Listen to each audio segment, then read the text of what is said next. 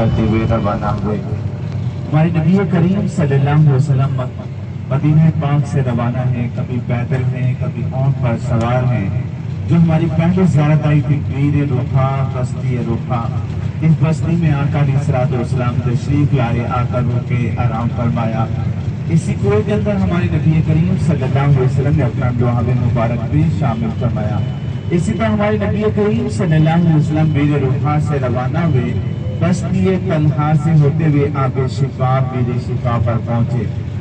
یہاں سے ہمارے نبی کریم صلی اللہ علیہ وسلم روانہ ہوئے، بستی صفرا میں پہنچے۔ بستی طلحہ سے ہوتے ہوئے آب شفا سے ہوتے ہوئے ہمارے نبی کریم صلی اللہ علیہ وسلم بستی صفرا میں تشریف لائے۔ یہاں سے آقا علیہ الصلوۃ والسلام نے 2 صحابہ اکرام کو بدر کی طرف روانہ کیا کہ جاؤ پتہ لگا کرو کہ ابو سفیان کا قافلہ آیا یا نہیں آیا۔ اب 2 صحابہ اکرام اسی طرح بدر کی طرف روانہ ہوئے۔ بدر پہنچے، بدر کا چکر لگایا، گروہ گھوما، دیکھا اور واپس آئے اور آگے آقا علیہ الصلوۃ والسلام سے عرض کی، یا رسول اللہ صلی اللہ علیہ وسلم ابھی ابو سفیان کا قافلہ نہیں آیا۔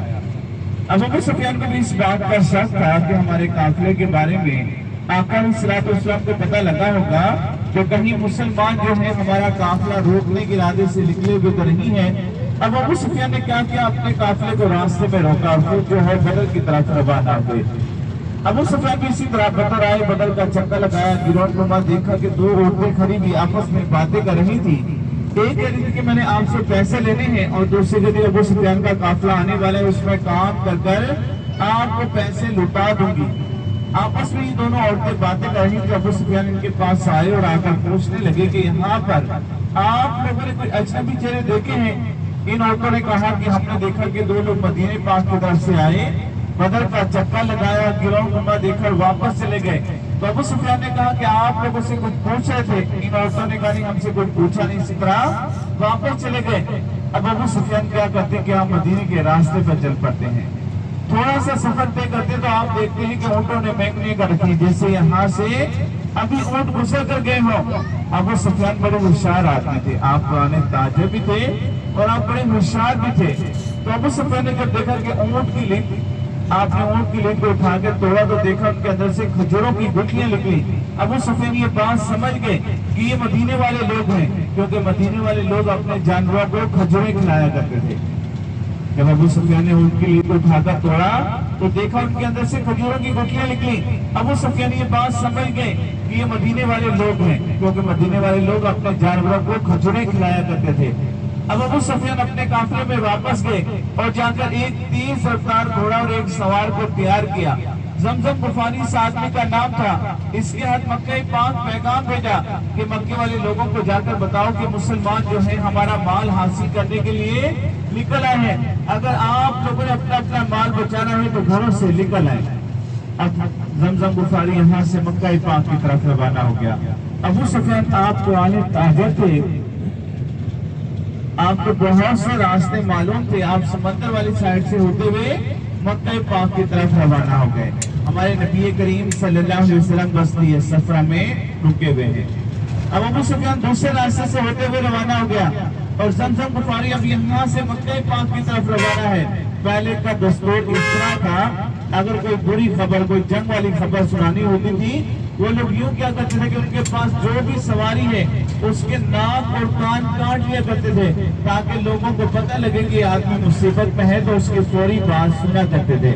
تو زمزم غفاری نے بھی اسی طرح کیا، مکہ پاک پہنچنے سے پہلے اپنے گھوڑے کے ناک اور کان کاٹے، ایک اونچی جگہ پر چڑھ کر شور مچایا کہ لوگوں گھروں سے نکلو، مسلمان جو ہیں ہمارا مال حاصل کرنے کے لیے نکل آئے ہیں، اگر آپ لوگوں نے اپنا اپنا مال بچانا ہے تو گھروں سے نکل آئے۔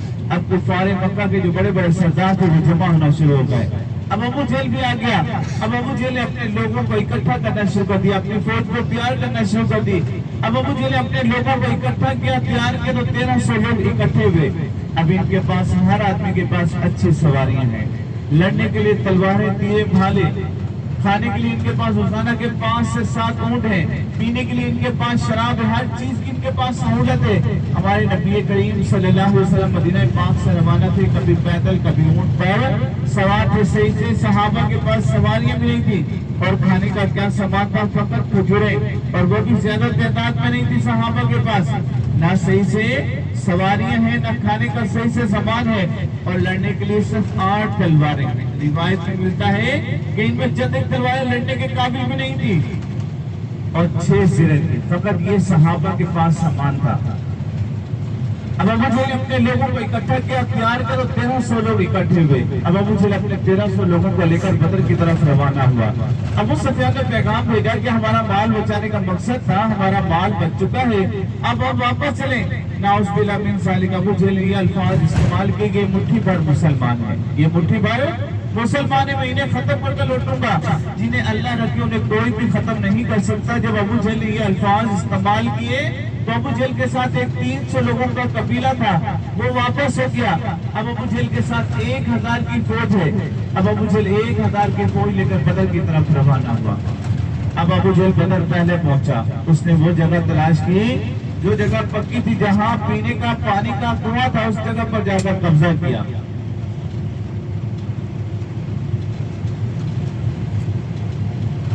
اس جگہ پر جا کر قبضہ کیا۔ اب ہمارے نبی کریم صلی اللہ علیہ وسلم بستی صفرہ میں رکے ہوئے ہیں۔ اب ابو جہل پہلے پہنچا، اس نے بدر پہلے پہنچا، اس نے وہ جگہ تلاش کی جو جگہ پکی تھی، جہاں پینے کا پانی کا کنواں تھا، اس جگہ پر جا کر قبضہ کیا۔ اور وہ جگہ چھوٹی جو جگہ کچی تھی، ریت والی جگہ تھی، کہ یہاں پر جب مسلمان آ کر کھڑے ہوں گے تو وہ ہم سے لڑیں گے تو لڑ نہیں پائیں گے۔ اب ہمارے نبی کریم صلی اللہ علیہ وسلم بستی صفرہ میں رکے ہوئے ہیں۔ حضرت جبریل امین آقا علیہ الصلوۃ والسلام کے پاس حاضر ہوئے اور عرض کی، یا رسول اللہ صلی اللہ علیہ وسلم، اللہ ارشاد فرماتا ہے کہ 2 جماعتوں میں سے ایک جماعت میں اللہ آپ کو فتح حاصل دے گا، اور دوسری جماعت دوسرے راستے سے ہوتے ہوئے روانہ ہو گئی۔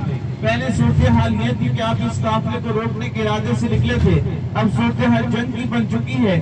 اب اپنے صحابہ سے مشورہ فرمائیں، اب اپنے صحابہ سے مشورہ فرمائیں۔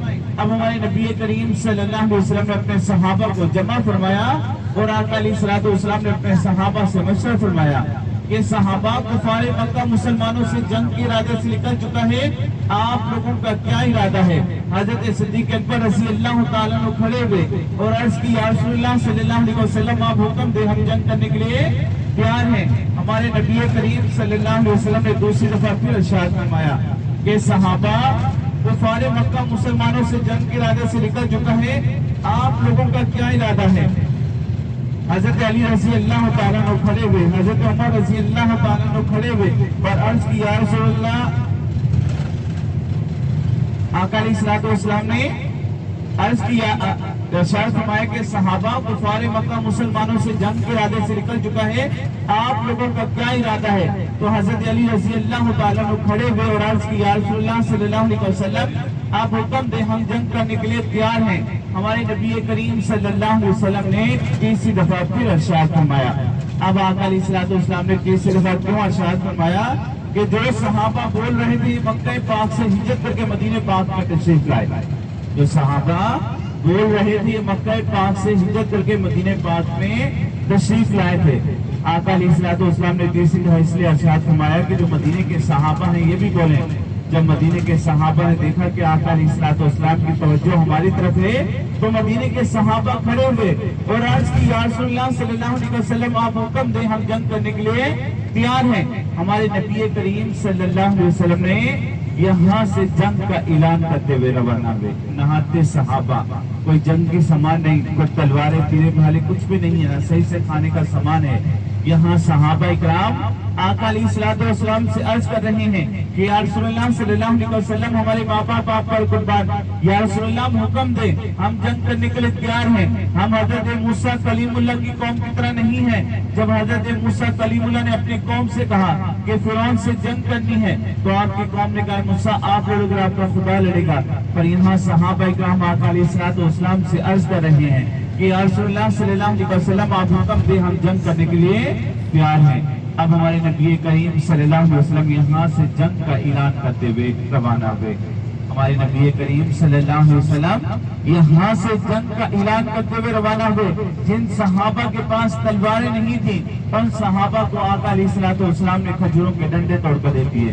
قربان جاؤں ان صحابہ پر کھجوروں کے ڈنڈوں سے جنگ کی جاتی ہے، لیکن جذبہ دیکھیں، محبت دیکھیں، کھجوروں کے ڈنڈے لے کر جنگ کرنے کے لیے تیار ہو گئے۔ اب ہمارے نبی کریم صلی اللہ علیہ وسلم یہاں سے جنگ کا اعلان کرتے ہوئے روانہ ہوئے۔ اب جن صحابہ کے پاس تلواریں نہیں تھی ان صحابہ کو آقا علیہ الصلوۃ والسلام نے کھجوروں کے ڈنڈے توڑ کر دے دیے۔ صحابہ پر کھجوروں کے ڈنڈے لے کر جنگ کرنے کے لیے تیار ہو گئے۔ اب ہمارے نبی کریم صلی اللہ علیہ وسلم بدر کی طرف روانہ ہیں۔ ہمارے نبی کریم صلی اللہ علیہ وسلم اب بدر پہنچے، جہاں پر ہمارے نبی کریم صلی اللہ علیہ وسلم جا کر رکے۔ یہ جگہ کچی تھی، ریت والی جگہ تھی۔ تو صحابہ اکرام آقا علیہ الصلوۃ والسلام سے عرض کرتے ہیں کہ یا رسول اللہ صلی اللہ علیہ وسلم یہاں رکنے کا اللہ کا حکم ہے، یہاں جگہ کوئی اور تلاش کر لیں۔ تو اللہ کے پیارے محبوب ارشاد فرماتے ہیں کہ صحابہ یہ جگہ ہمارے لیے بہتر ہے، یہ جگہ ہمارے لیے بہتر ہے۔ جب اللہ کے پیارے محبوب نے یہ ارشاد فرمایا کہ صحابہ یہ جگہ ہمارے لیے بہتر ہے، تو اللہ نے مسلمانوں کی جو پہلی مدد فرمائی وہ یہ کہ اللہ نے بارش عطا کی، اللہ نے بارش عطا کی۔ جہاں پر ہمارے نبی کریم صلی اللہ علیہ وسلم کھڑے تھے یہ جگہ کچی تھی، ریت والی جگہ تھی۔ اب یہ جگہ پکی ہو گئی، مضبوط ہو گئی، اور کفار مکہ جہاں پکی جگہ پر کھڑا تھا وہ پھسلنے والی بن گئی، وہ جگہ پھسلنے والی بن گئی۔ اب ہمارے نبی کریم صلی اللہ علیہ وسلم نے ارشاد فرمایا کہ صحابہ پانی کو جمع کر لو۔ تو صحابہ نے اپنے لیے، اپنے جانوروں کے لیے پانی کو جمع کیا۔ اب ہمارے نبی کریم صلی اللہ علیہ وسلم نے، صحابہ نے آقا علیہ الصلوۃ والسلام کے لیے اب ایک چھپر بنایا، ایک جھوپڑا بنایا، ایک خیمہ لگایا۔ اب اس چھپر کا نام صحابہ نے چھپر عریش رکھا، اس چھپر کا نام چھپر عریش رکھا۔ اب عریش کی چوکیداری کرنے کے لیے حضرت صدیق اکبر رضی اللہ تعالیٰ عنہ کھڑے ہوئے۔